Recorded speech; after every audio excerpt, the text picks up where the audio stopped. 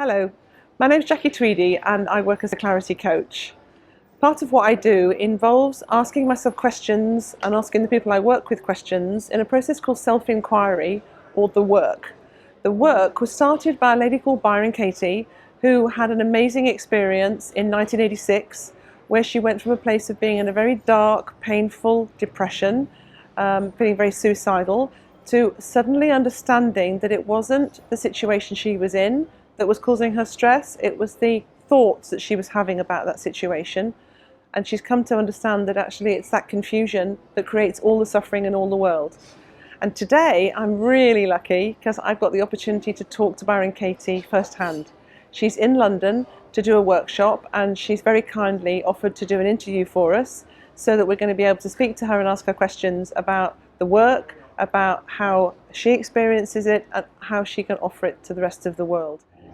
On behalf of SourceTV, I would just like to welcome Byron Katie and to say what a huge privilege it is to be here with her. So I really want to thank you, Katie, for taking some time to speak to us today. I know you have a very busy schedule while you're in the UK, so I'm very, very grateful. It's certainly my privilege. Thank you. Yeah. I love sharing the work at every opportunity. I believe that everyone has a right to know that it exists. I don't expect people to become necessarily steeped in the work or even try it on. But my job really is to make sure that people do know that it exists and it is a way out of suffering for many, many, many of us now. I would really love it if you could describe to me briefly what it was like for you before you woke up and the torment and the pain you experienced, and then what it was like afterwards and what you discovered for yourself in that moment.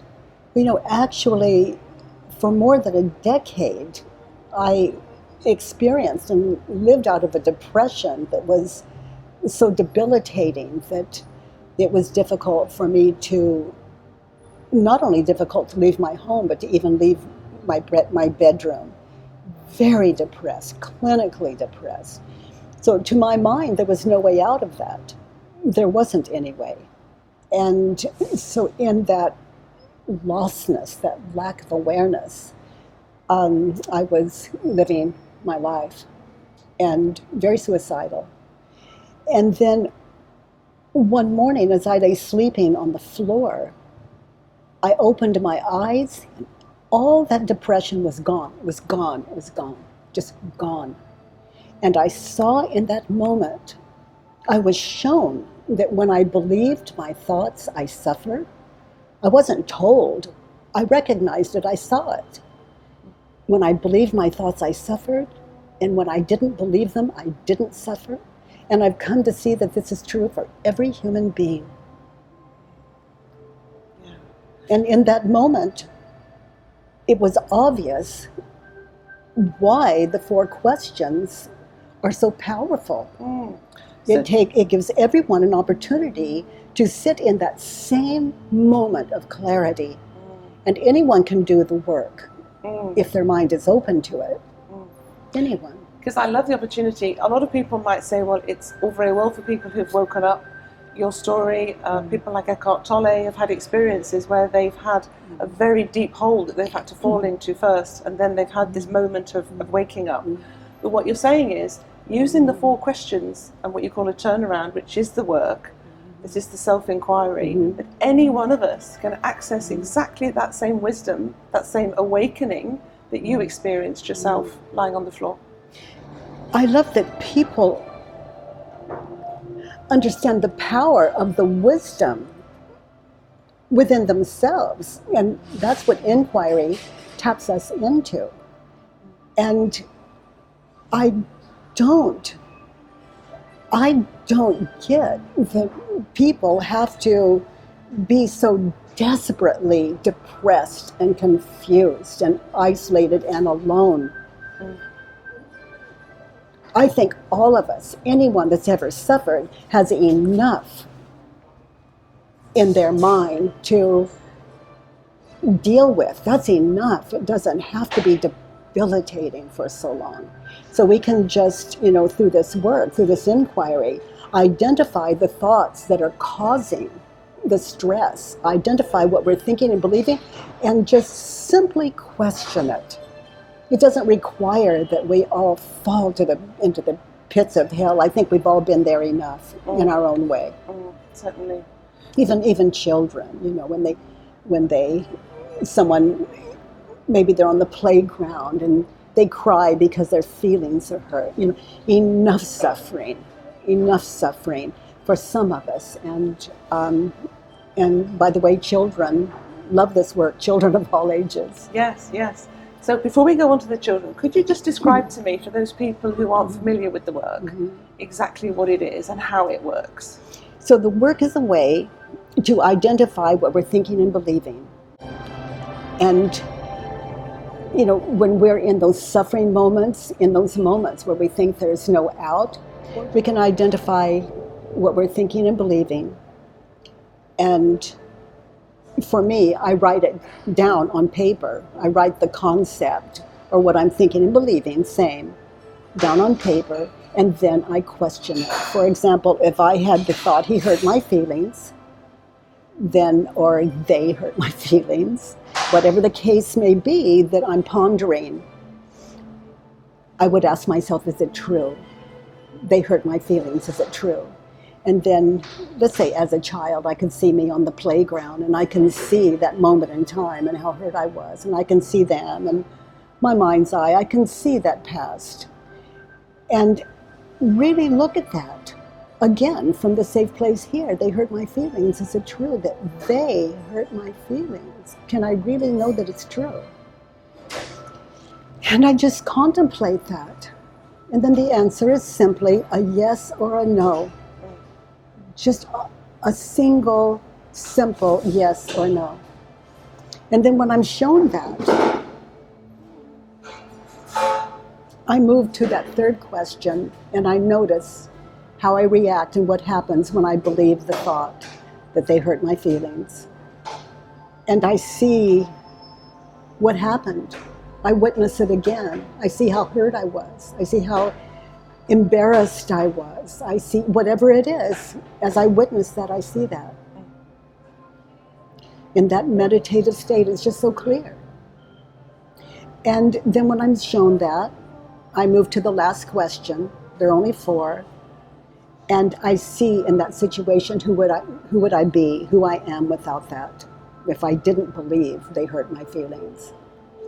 And so I get to witness, it's like the story drops and I would see me on the playground and I get to see them and me in a whole new light. And it's nothing I'm manipulating, I just see it when the story drops, what I was thinking and believing being the story.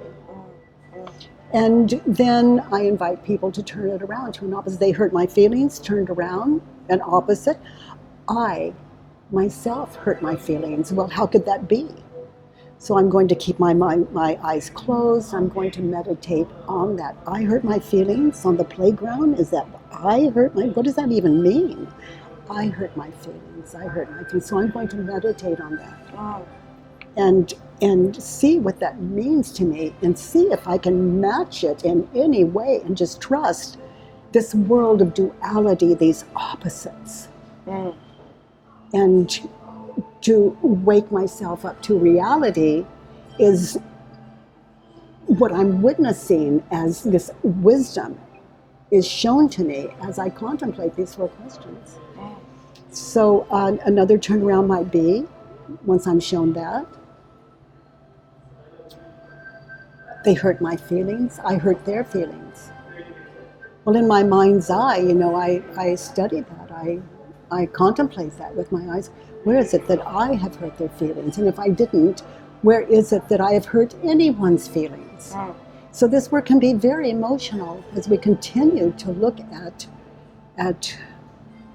our internal world and how our outer world is completely seen out of what we're thinking and believing, the way we see people and events and ourselves. So as we continue to do inquiry and wake up to reality, as the mind shifts and changes through that wisdom, we begin to see the world out of that wisdom. rather than seeing it as a hurtful world, let's say, we see it as a world that is eventually we see completely benign, completely benevolent, always kind. You know, Einstein said the universe is friendly, so I love to invite people to test that for themselves, and inquiry is like the litmus test. Yeah. Can you tell me a little bit about the turning point for yourself? How did you go from being a lady who was in the state you described earlier, in your lounge or in this attic, to somebody of worldwide repute and enormous thought transformational leader? And some of the people watching this are coaches, healers. They're wanting to help contribute towards making the world, or helping the people in the world help themselves. And I'm interested to know if there was things that you did or didn't do to create that, what is a huge following now and a massive opportunity to help the world. You know, for me, I wanted to end the suffering.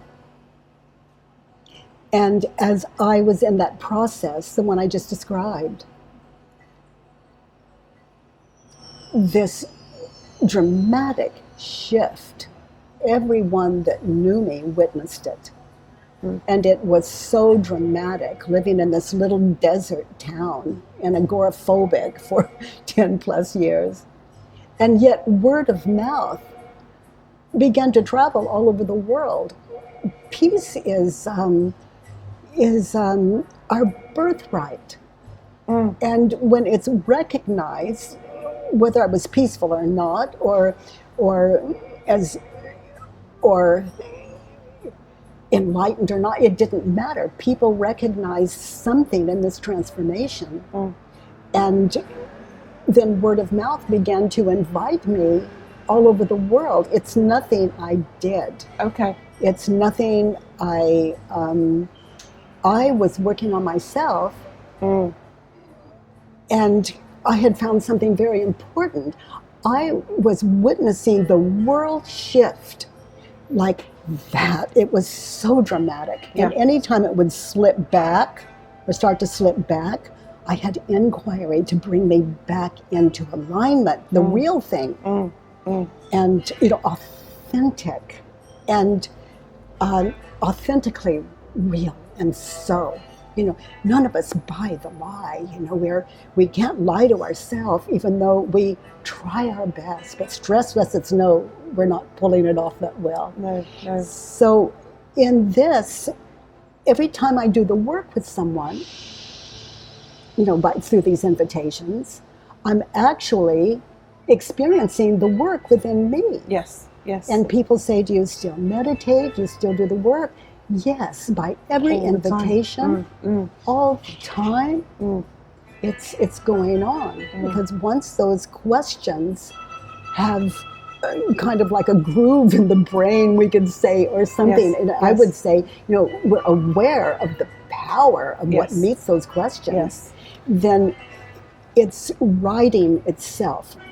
Writing, like R-I-G-H-T-I-N-G, it's writing itself all the time, and becomes automatic if we just do a little work first, so we comes up to meet understand. So what would you say to those people who do want to spread their message and who are working on themselves, who are maybe find it difficult to allow other people to find what they're doing in terms of spreading the word? And would you have any suggestions for them? Well, you know, the work is free on thework.com. Anything I have that is valuable in the slightest is free at thework.com. We even have a helpline with facilitators and so many languages for people to call that helpline. No charge. They show you how to do it. So no one, we have a little $1.99 app that gives the whole, everything and everything needed to do the work, to understand the work. And then what I suggest, of course, is anyone that can possibly afford financially or to take the time out of their lives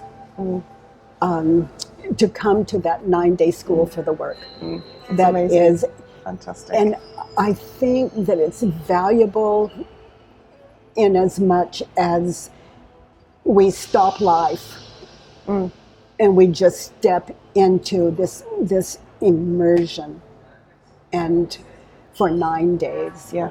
And it's so valuable, and that's what we do at the School for the Work. And we work on fears, any fears, and relationships, and the physical body, and fear and terror, and prejudice, and I have several capsules that are just very powerful. So we just sit in this for 9 days, and we come out with the work working us, which supports us for all the days of our life if we simply are open to it. And again, no one has to come to this school. It's all free at thework.com. Yeah. And there's no secret thing we're going to find at the school. No. It's just it's to be immersed in it, isn't it? Yes. Yeah. So am I right in saying or thinking that when you were talking about the way you developed and people found you, that the best advice you could give to other people who were trying to promote a business of their own, where they're teaching their own beliefs, their own work, is for them to live their work and for that to be a word of mouth experience? Because how do you market it? How do you know what I mean? The people might be who are watching are saying, well, how can I become worldwide? How can I have an impact like Byron Katie? And I'm just curious. Well, to make that secondary to what matters. Yes. All the freedom I would want for the world, I have to experience within myself first. Yes. Because I cannot give authentically what I haven't realized myself. Yeah. And that's what I love about the work. It's just 4 questions and turnaround. That's it. That's all. I want to ask you some quick questions, if that's okay now, Katie. People say I shouldn't judge, and I find I'm judging all of the time, and then we end up judging the judgments. With the work, the judgments are welcome, aren't they? So could you just say a little bit about how, because people really are harsh with themselves. In my experience, a lot of people criticize themselves and they find fault. Yes. I should have done it right, if only I'd done it better, if only I wasn't this, or pointing it to other people. How could that be a really good thing that we do that, rather than it giving us another reason why we're harsh? Well, when I say identify the thoughts we're thinking and believing and question them, I'm really talking about judgments and assumptions. And so any judgment or anything I'm assuming that cause stress to me, and I notice that, or that stress doesn't have to come with it. It can be just for fun, just because at some point you want to know the truth. Yeah. To grab that judgment out of your head, put it on paper, that judgment or assumption, and just work it through those 4 questions and turnarounds and have the time of your life, because the world really does shift when we're doing that. Yeah. And it doesn't matter what the concept is. If you meditate on these questions and holding that concept, that assumption, that judgment in front of you, then let there be peace. Yes, yeah. And as you say, it's a very personal opportunity for ourselves to get ourselves free. So we're not here to make everyone else free. Our job is not to fix anyone else, is it? Or to ensure that they find anything, but to see what they're mirroring back to us. Yes, I love how you put that, Jackie. It's that's it. I can't expect anyone to question what they're thinking and believing. And when someone is questioning what they're thinking and believing, and let's say I'm facilitating them, I'm holding the questions and they're answering the questions. I have no way of knowing. Katie, if you could give one bit of advice for people who are in pain right now, who are in a place of real crisis, who really do believe what they think, and who are completely buried in that stress, what would you say to them to help them? I would invite them to go to thework.com or to YouTube and just watch the work at work. Just witness the work at work, and to know there is a way out of hell, and it's not just for me, but for hundreds and hundreds of thousands, maybe millions of people. And my email is positive, so Yeah. And it does. By that I mean, people are very grateful. Yes. Freedom is, the opposite of suffering. Of course, we're all grateful, and I'm very grateful that the work found me. And that wisdom we can all access, because it's not anybody's wisdom. It's a resource that we can access within ourselves. Whenever we get still, whenever we get quiet, and we sit with these questions, we will be shown access to that wisdom, won't we? Always. If you get still, just ask. For example, is it true what you're believing? Ask. Get open. Invite the answer to show you. Wait. And be realized. Yeah. Perfect. Thank you so much. It's been such a delight to talk to you. Thank you, Katie. It's a privilege to sit with you, Jackie, and a privilege to speak as source, out of source to source, and its community. Thank you very much indeed. Thank you. Thank you. Thank you. Thank you.